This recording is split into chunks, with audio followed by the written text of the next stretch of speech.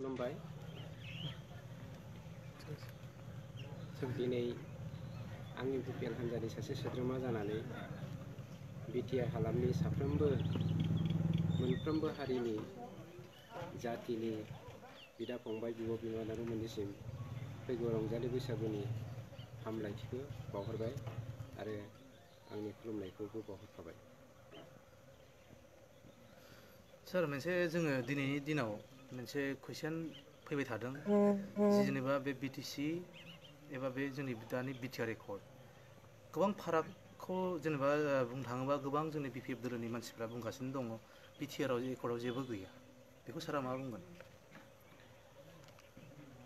मोनसे खोन्थाया ओरैबायदि दैखराव थानाय एम्बुआ गावखौनो सागोराव थानाय बायदि मोनो आरो दैखर आरो सागोरनि डिफारेन्सखौ बाहेराव थानाय मानसियासो सिनायो। दानिया बिथांमोना होनदों बिटिआर एकर्डआ बिटिसि एकर्डजों जेबो थफाबथि गैया एबा फारागथि गैया होननानै। आं मोनसे बाथ्राखौनो बुंनो नागिरदों थांनाय एसेम्बलि इलेक्सननि गेजेरजों नोंथांमोना मोननो हादों फिथाइखौ रोखा रोखानो बिटिआर एकर्ड जानायनि साननैसो उनावनो जोंनि बर' रावनि थाखाय बर' बिजोंनि थाखाय आसाम सरकारा सेपारेट डाइरेक्टरेट आलादायै होखाबाय, जेरावहाय बे मोनसे जोंनि रोखा रोखा बावैसोनि गेजेरावनो मोनदांनाय फिथाखा। आं बिथांमोनखौसो सोंनो नागिरदों बिथांमोननि एकर्डनि थ्रुयैदि जा इन्स्टिटिउसन बिथांमोना गंब्रै गंबासोल' लाबोदों बिथांमोननिख्रुइ जोंनि जा एकर्डनि दफाफोरजों मोनबोनाय इन्स्टिटिउसनफोर बे इन्स्टिटिउसनफोरा 10 गुन बारा दङ। बिथांमोना स्मल स्केल इन्डास्ट्रिनि गेजेरजों बिटिसि हालामनि गासैबो जाति जनगोष्ठीखौ डेभेलपमेन्ट खालामनो नागिरदोंमोन, नाथाय जोङो दिनै मिडियाम इन्डास्ट्रिनि गेजेरजों जोंनि बिदा फंबाय बिब' बिनानावफोरखौ जोङो रिहेबिलिटेसन होनानै बा संस्थापन होनानै गुबुन हालामाव खामानि मावहैनाङिनि मोनसे बेबस्थाखौ जों लादों। बिथांमोना होनदों बिटिआरआ बिटिसिनि बायदियानो एबा बिटिसियानो बेवहाय जेबो फारागथि गैया होननानै। आं बेखौ कुइसन खालामनो लुबैदों बेयो जुदि बिटिआरआ बिटिसियानोमोनब्ला बिटिसि एकर्डनि गेजेरजों नोंथांमोना बिटिसिनि बायजोआव थानाय जोंनि बर' फंबाय बिदामोननि थाखाय मा मावदोंमोन? दिनै कार्बि आंलंआव थानाय बर'फोरा एसटि मोननाय जाथों होननानै नोंथांमोननि एकर्डनि दफानि गेजेरजों लिरथाखानाय दङमोन, नाथाय 17 बोसोराव नोंथांमोना दिनै होफैनो हादोंना? बिटिसिनि बायजोआव थानाय बर' हारिफोरा राजखान्थि बिथिङाव, रांखान्थि बिथिङाव, समाजखान्थिनि बिथिङाव गब'नानै दङमोन, बिथांमोनखौ दिनै बिटिआर सुक्तिनि गेजेरजों बर' कसारि वेलफेयार काउन्सिल लाबोना होफैबाय, बे मोनसे जौगानायनि सिन नङाना? आरो मोनसे बुंबावनो नागिरदों इनक्लुसन आरो एक्सक्लुसननि गेजेरजों जोङो कमिसन दानानै बावैसोनि गेजेरजोंनो जोङो जुदिहे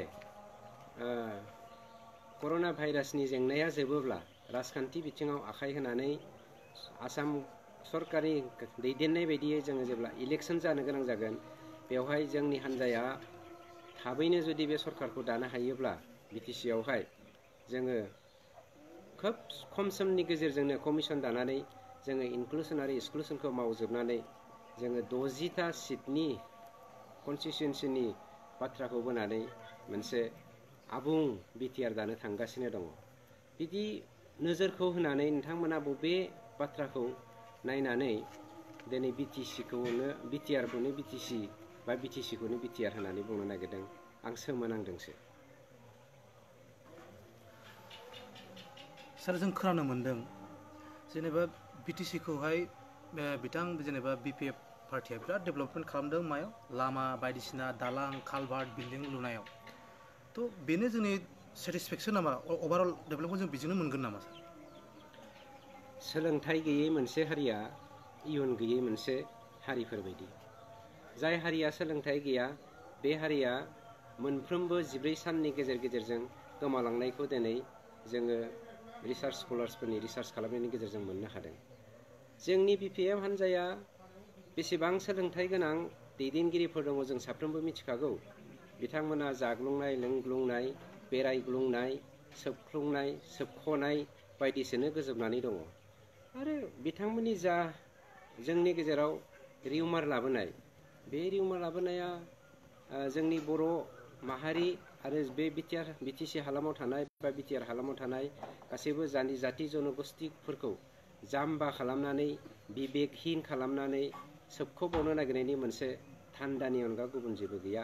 नंखायनो आं इउपिपिएल हान्जानि सासे सोद्रोमा जानानै बेखौनो खावलायनो नागिरदों, जोङो फै जोंनि बिबेकजों जोङो बिपिएफ हान्जानि बेरेखायै दावहा नांनि।